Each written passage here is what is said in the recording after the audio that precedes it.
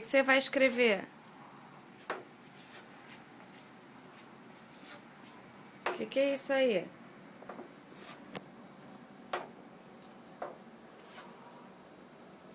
O que é isso, Heitor?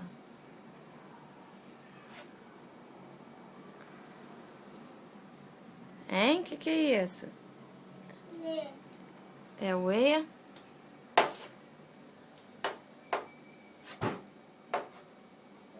E esse aí? Um F?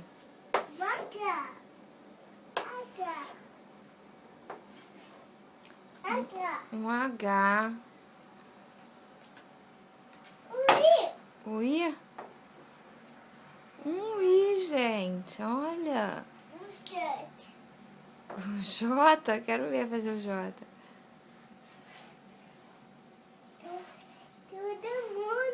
Todo mundo. Ah, tá. Você tá fazendo uma moldura para as letrinhas.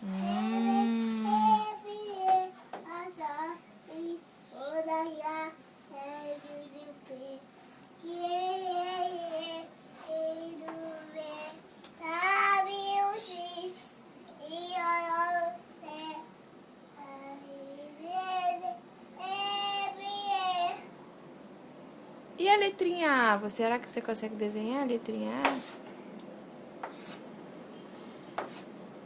A? Ah, formou um A.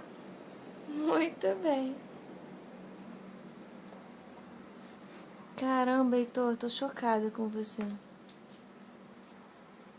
O P. O C. O C, deixa eu ver o C. Ó, foi quase um C. O D. O D. Quero ver fazer o D. D é difícil.